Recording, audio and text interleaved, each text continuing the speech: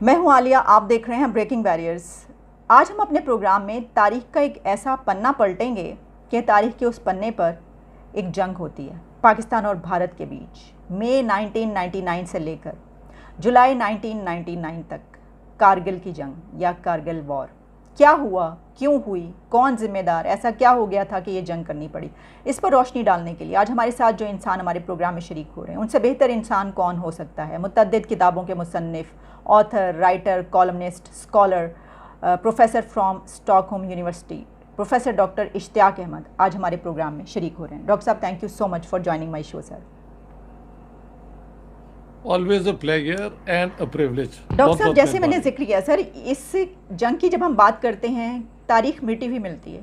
तारीख या तो लिखी ही नहीं गई, या लिखी गई तो मिटी हुई मिली, या तब्दील शुदा मिली, और कभी उस तरफ कुछ बात की जाती है, इस तरफ कुछ बात की जाती है। आप हमें बताइएगा, पहले तो यही जानना चाहूँगी कि क्या वजह क्या हुई, क्या हुआ कि ये जंग करनी पड़ गई, जबकि इससे पहले हम यही पढ़ते हैं कि तय तो ये पाया था कि इस तरह की कोई जंग जो है वो कभी नहीं की जाएगी, और ऐसी कोई जो है वो कभी ऐसी कोई बात नहीं होगी। लेकिन फिर एकदम से जो है जनरल मुशर्रफ के दौर में ये जंग होती है, और जो है उसके जब हम जहाँ तक हमने पढ़ा है, लेकिन हम ये चाहेंगे कि इस वक्त आप हमें बताएं। इसकी वजह ये है कि बहुत कुछ कहा जाता है, लेकिन आप इसके बारे में क्या कहेंगे?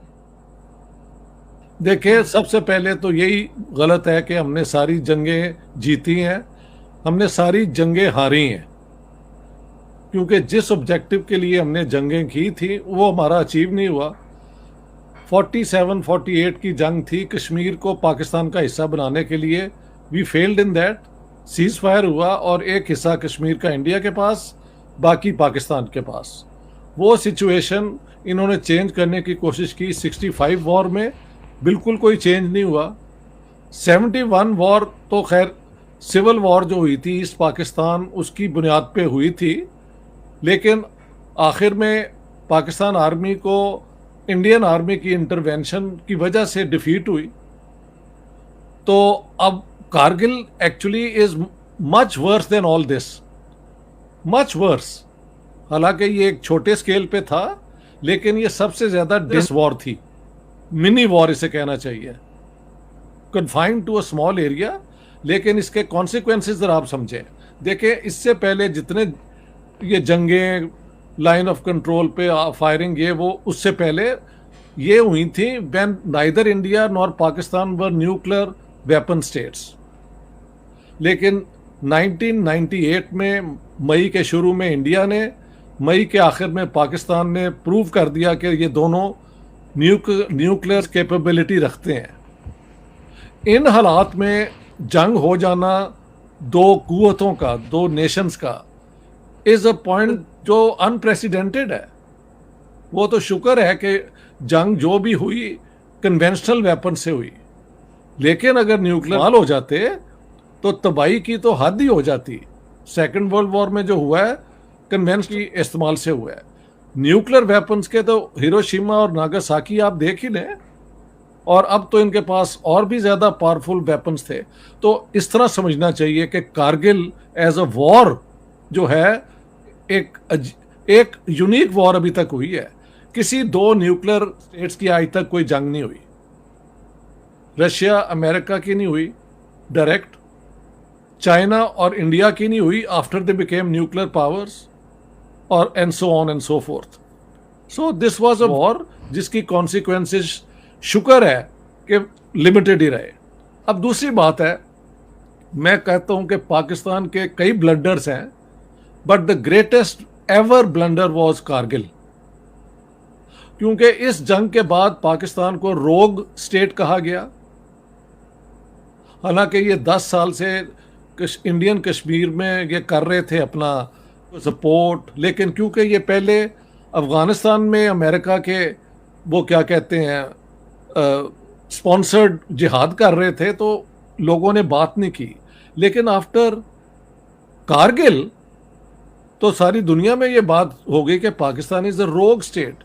रोग स्टेट कौन सी होती है? जो एक सिस्टम को अंदर से सैबोटाज कर रही हो। Why did that happen? इसकी बैकग्राउंड आलिया जी बड़ी इंपॉर्टेंट है। देखें, जो रिलेशंस होते हैं ना, ट्रीटीज जिसे कहते हैं या अग्रीमेंट्स, वो बिटवीन गवर्नमेंट्स नहीं होती, वो बिटवीन स्टेट्स होती हैं।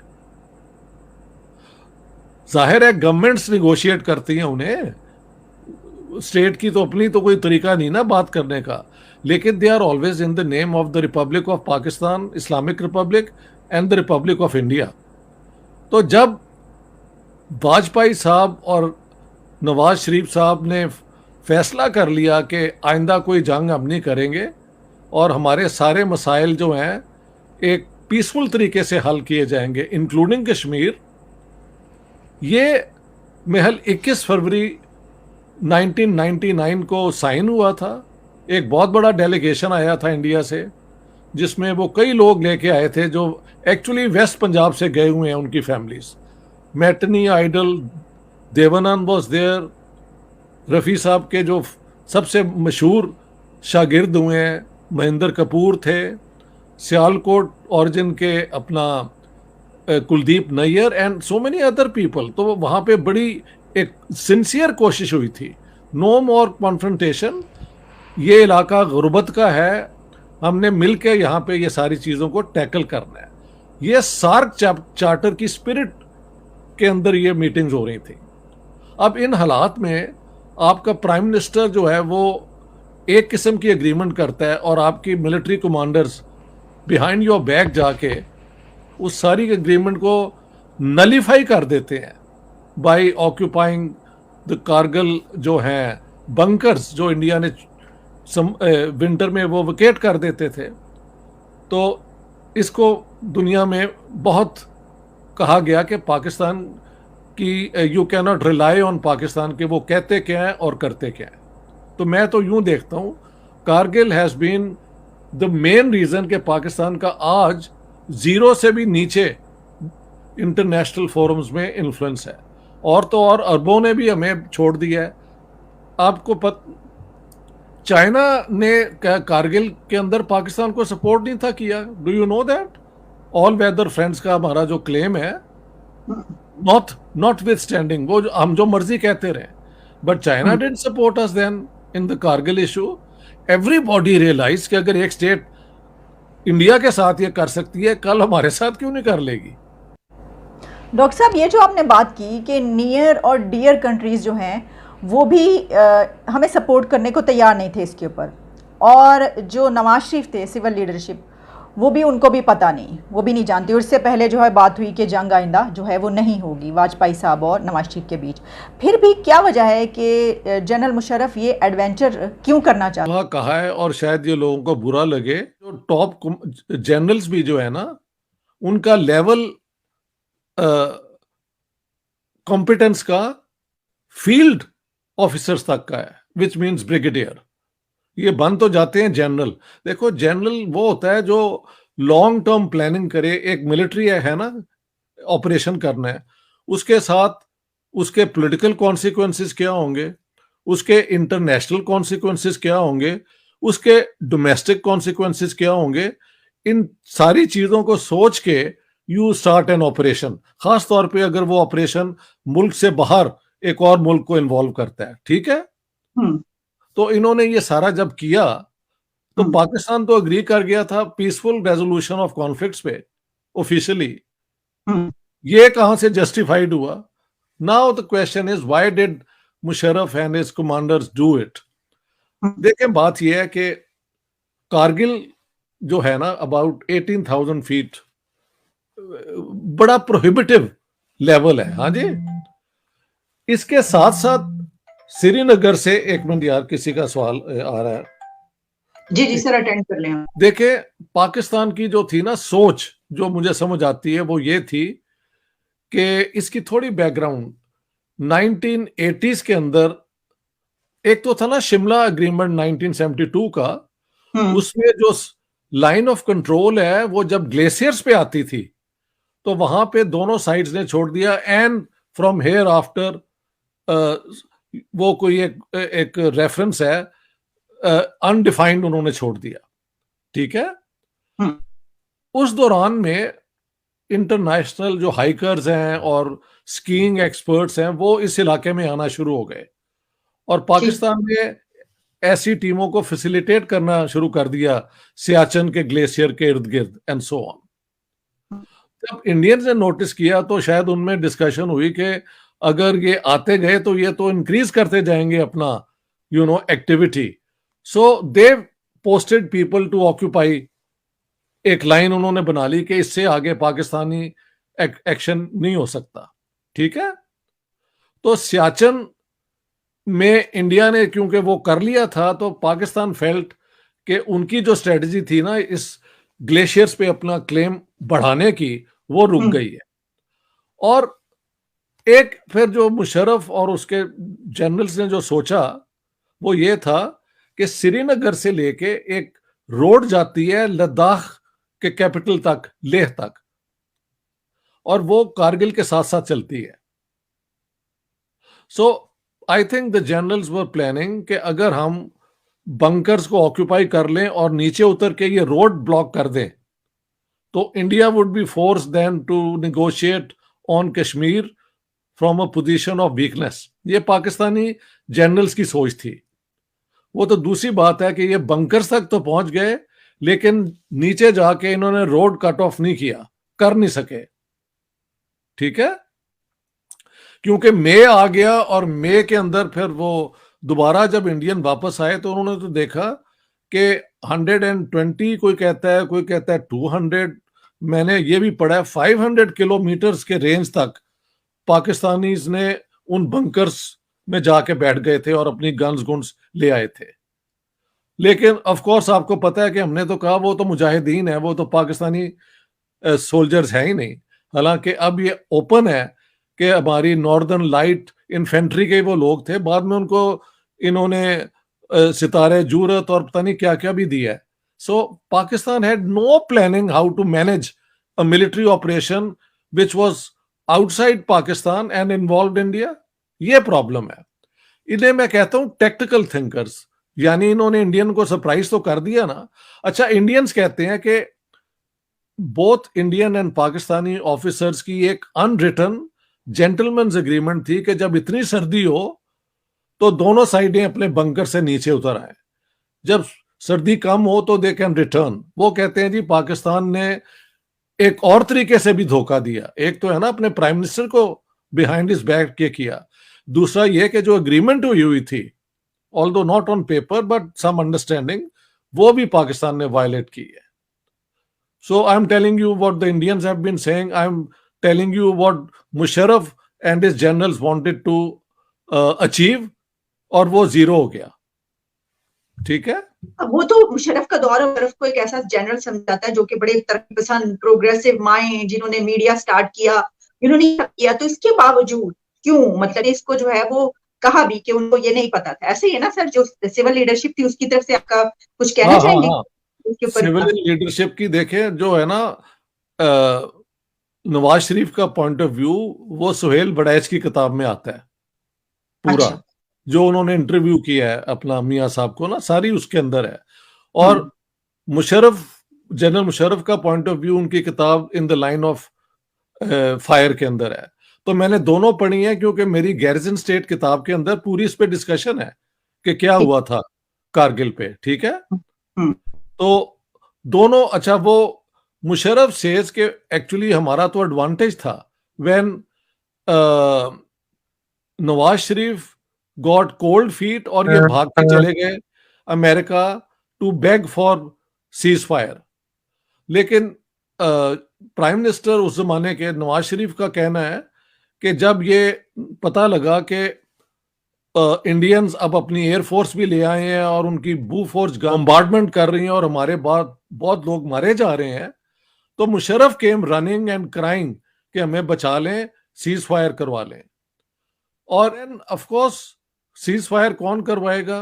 दे went to president Bill Clinton, and Clinton ने कहा अपना हमारे प्राइम मिनिस्टर को कि either you make a decision now और you go back, you have to declare a ceasefire, you have to agree to it, और जो भी आपने ये ऑक्यूपाई किए हैं ये सब वेकेट करने होंगे, विच पाकिस्तान एग्रीड।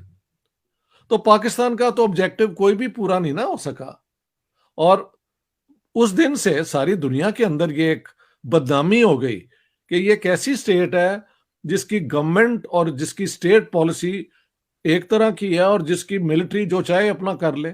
तो पाकिस्तान में तो गैरिजन स्टेट का मतलब ही ये है कि सिविलियन जो रिप्रेजेंटेटिव्स हैं उनकी डिग्निटी, उनका स्टेटस इतना ज्यादा नहीं है।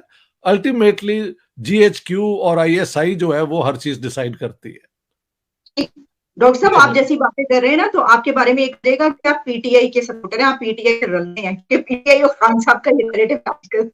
खान साहब ने तब कहना शुरू किया जब उनको निकाल दिया। पहले तो उनके साथ आते थे जी जनरल हेडक्वार्टर्स में और वहां बैठते थे, और कहा जाता है कि नवाज शरीफ ने कभी इंटरेस्ट नहीं लिया, तो खान साहब तो बहुत मिलिट्री की डिस्कशंस में हिस्सा लेते थे। तो ये तो कोई बात ना हुई। जब उन्होंने इनकी छुट्टी करा दी तो अब इन्होंने सारा कुछ बोलना शुरू कर दिया।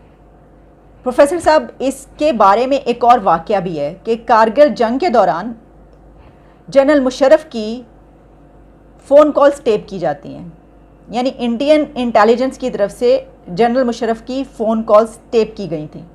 आपका इस बारे में क्या कहना है? आप भी यही समझते हैं ये वाकया सही है? जी, ये तब भी खबर आई थी और वो आप सुन भी सकते हैं महल। उन्होंने वो ऑडियो जो थी ना वो अपलोड कर दी थी सोशल मीडिया पे, जहाँ पे general Musharraf was talking to I think general lieutenant general Aziz जो हैं उनके साथ बात हो रही है, या जनरल महमूद के साथ, लेफ्टिनेंट जनरल महमूद के साथ। और वो यही था, ये कारगिल के मुतल्लिक के क्या हमने करना है। एक ये बात है, ये तब ये हुई थी और महल पाकिस्तान ने डिनाई नहीं किया। As far as I remember Indian intelligence ने रिकॉर्ड कर लिया था। दूसरी एक और बात मैंने कहीं और सुनी है, and I didn't know it until recently, कि when general Musharraf was in China just before this campaign had started, तो वो वहाँ पे बीजिंग में उनके गेस्ट थे, वहाँ से वो कॉल करते थे अपने जनरल्स को before this thing you know really took off. तो वो चाइना वालों ने वो उनकी वो टेप की थी सारी डिस्कशन, और कहा जाता है उन्होंने अमेरिका को वो दे दी थी। तो Chinese apparently the Chinese provided this information to the Americans कि ये होने वाला है। सर, मैंने जो इसके बारे में पढ़ा वो ये है कि उस वक्त जनरल मुशर्रफ चाइना में थे जिस वक्त ये फोन कॉल्स टेप की गई हैं, ये लिखा हुआ मिलता है हमें। ये दोनों एक ही चीजें हैं, दोनों एक ही चीज है, प्रोवाइडेड टू द अमेरिकन्स। लेकिन हो सकता है इंडिया ने अपनी भी रिकॉर्डिंग की हो, क्योंकि वो रिकॉर्डिंग तो मैंने सुनी हुई है, वो उन्होंने लगा दी थी। सुन ले महल, अभी भी शायद होगी, ढूंढे, अगर आप ढूंढें शायद मिल जाए, आई डोंट नो। डॉक्टर साहब, इसमें जो लोग थे दोनों जगह के, उनका क्या बना? वो कहाँ पर गए, यानी उनके साथ क्या हुआ? जब आप सीज फायर करते हैं और आप वेकेट कर देते हैं तो फिर क्या हुआ कि हमारे बेनज़ीर के मुताबिक 3000 लोग मारे गए, अकॉर्डिंग टू नवाज शरीफ शायद 2500 लोग हमारे मारे गए। इंडिया के कितने लोग मारे गए इसके अंदर? क्योंकि देखें, नीचे से ऊपर जब आप कोशिश कर रहे होते हैं ना तो बहुत कैजुअलिटीज होती हैं। The Indian figures are into hundreds and whatever, I am not sure if all the figures are correctly provided, लेकिन पाकिस्तान में भी कहीं नहीं मानते। वो पाकिस्तानी तो चंद 100 की बात करते हैं ना, लेकिन बेनज़ीर ने खुद 3000 कहा है, मैंने खुद सुना है।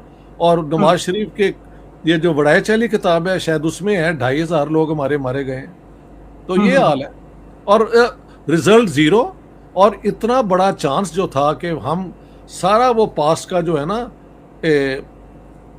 एक्रिमोनियस एटमॉस्फेयर, यानी वो कॉन्फ्रंटेशन का, ये वो ख़त्म कर दें। क्योंकि वाजपेयी साहब जो हिंदू नेशनलिस्ट थे, उन्होंने खुद फैसला किया कि वो पाकिस्तान मीनार पे जाएंगे। हाँ जी, और वहाँ पे वो गए और कहा कि आज तक हम पार्टीशन के ख़िलाफ़ थे, लेकिन आज मैं मानता हूँ कि जो भी हो गया वो अब हमें एक्सेप्टेबल है। तो इससे ज़्यादा अश्योरेंस इंडिया से और हमें क्या चाहिए थी? ये होते हुए मुझे याद है व्हेन वाजपेयी साहब के, तो इमरान खान ने कोई उनको सलूट नहीं दिया। प्रोटोकॉल में इनको सलूट देना पड़ता है, ही डिड नॉट। ये तो बल्कि आए ही नहीं महल वहां पे सलूट करने के लिए। तो इस हद तक इन्होंने इसे कहा जाता है इनसबऑर्डिनेशन, यानी as chief of army staff जो है, he is under the government of Pakistan, लेकिन ही डिफाइड इट। जब बाद में कुछ नहीं अचीव हुआ तो फिर इन्होंने जाके सार्क की एक मीटिंग में जाके तो हाथ मिला लिया वाजपेयी साहब से। वो वाजपेयी साहब waited for about 30 seconds before he offered his hand. तो वो एविएशन पाकिस्तान की है ना। डॉक्टर साहब, अगर आपको याद हो, इससे पहले आपके साथ काफ़ी प्रोग्राम्स किए हैं, काफ़ी जंगों पे भी बात की, 65, 71 तमाम जंगों पे। तो हमने एक ऑपरेशन जिब्राल्टर की भी बात की थी, इसके पहले प्रोग्राम्स में मौजूद है वो। तो उसके ऊपर भी यही बात हुई थी कि एडवेंचर हो रहा था, वो किसी को पता नहीं था, किसी को पता था, यही सब कुछ चल रहा था। तो ये क्या वजह है कि पहले भी जो है एडवेंचर करने की कोशिश की गई और इस मरतबा भी जो है कोई ऐसा ही एडवेंचर हमें मिल रहा है? कि पाकिस्तान की पॉलिटिकल लीडरशिप हो या हमारी मिलिट्री लीडरशिप हो, ये टैक्टिकल थिंकर्स हैं। ये बातें बहुत करते हैं लेकिन zero, they are just good at tactics. यानी इमरान खान साहब गए यूनाइटेड नेशंस में, जो पता नहीं 15 मिनट मिलते हैं, 2.5 घंटे वहाँ पे कश्मीर का इशू कर दिया, शोर मचा दिया, और वो प्रेसिडेंट ट्रंप और उसकी खूबसूरत बीवी के साथ फोटो उतरवा ली, तो पाकिस्तानियों क्या कश्मीर आया ही आया। यानी इस किस्म की नॉनसेंस हमारी जो है ना एटीट्यूड, हम उसमें खुश हैं। हमारे अंदर सब्सटेंस बहुत कम है। I am sorry to say Indians are not like this. वो बल्कि जरूर से ज्यादा मॉडस्ट नजर आते हैं, लेकिन अपनी वो पूरी प्रेपरेशन से जाते हैं और अपने इशू को वो परसू करते हैं। हम वो एक फोटो उनके साथ उतरा के, तो ये क्या मैंने खुद देखा है पाकिस्तान, और देखो यार लो कश्मीर ते हुन आया और की चाहिए, ये इस किस्म की बातें हो रही थी। वही कहते हैं वो साजिश भी इनके खिलाफ हो गई। व्हाट टू बिलीव, ये इशू है ना। बल्कि सर उन्होंने तो ये कहा था जब वो वापस आए थे कि वहाँ से वो आए तो उन्होंने कहा कि मुझे ऐसा महसूस हो रहा है कि मैं दूसरा वर्ल्ड कप जीत के आया हूँ, जब वो डोनाल्ड ट्रंप से मिलकर आए थे। उस वक्त उन्होंने ये बात की थी। कारगिल से पहले तो सार्क की मीटिंग्स में ये बात शुरू हो गई थी। वाजपेयी साहब से पहले होते थे प्राइम मिनिस्टर इंडिया के आई के गुजराल साहब बेसिकली लाहौर के बड़े हुए हैं, जेलम के वो पैदावार हैं, वहां के रहने वाले हैं। मैं उन्हें मिला भी हूं, बहुत नफीस आदमी थे। तो उनकी और नवाज शरीफ की डिस्कशन जब हुई थी तो मुझे याद है Benazir was then in the opposition, और बेनजीर ने कहा था जाता है और पंजाबी में बात करता है, यानी then she was actually in the opposition. तो ये जो पीस की बात हो रही थी ना between Nawaz Sharif and I के गुजराल, उस पे इन्होंने तनकीद कर दी थी। ये तो हमारे पॉलिटिशियन है कि भी आपका प्राइम मिनिस्टर अगर वहां पे गया हुआ है और एक बात हो रही है, you as opposition keep quiet, this is not the time to score points. लेकिन इन्होंने किया। लेकिन जब, तो आप जानते हैं फिर बाद में ऐसे ही होता है, डिसरप्ट हो जाते हैं। उन बेचारों को तो कोई बाद में घास ही नहीं डालता। लोग कहते हैं कई 65 वॉर के इंडियंस हमारी जेलों में है, हमारे पाकिस्तानी उनके जेलों में है, और ये तो फिर भी वो लोग हैं जो मिलिट्री में सर्व कर रहे थे। पता नहीं कितने बेचारे लोग ऐसे ही बॉर्डर क्रॉस करते हुए पकड़े गए हैं, उनको पता ही नहीं कि ये बॉर्डर है। देखे, ये इंडिया पाकिस्तान की कॉन्फ्रंटेशन इंतहाई गैर इखलाकी, गैर इंसानी है। इसको जब तक आप नॉर्मलाइज नहीं ना करेंगे कि ये बॉर्डर जो है रहे, लेकिन ये एक ट्रस्ट के ऊपर बेस्ड हो, तब तक पाकिस्तान की जो है ना ये अब बुरी हालत, बैंकरप्टी हम हो गए हैं, दुनिया में आइसोलेट हुए हैं, ये खत्म नहीं हो सकता। और China is not going to bail us out forever यार, बात खत्म हो गई। जो एजेंडा था सिपेक का वो स्टैंड स्टिल पे है, कुछ भी नहीं हो रहा।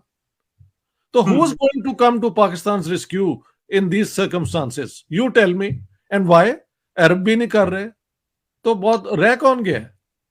We have to completely de-link ourselves with what we have been doing for 75 years and start a new chapter of good relations with India, respect basis. कोई इंडिया वाले नहीं पाकिस्तान को खत्म करना चाहते। अगर इनको अकल आ जाए तो आई टेल यू, पाकिस्तानी लोगों का पोटेंशियल किसी से कम नहीं है। मैंने वहां जाके पढ़ाया भी है, स्टूडेंट को एक दफा बात समझा दे, उनको समझ भी आ जाती है।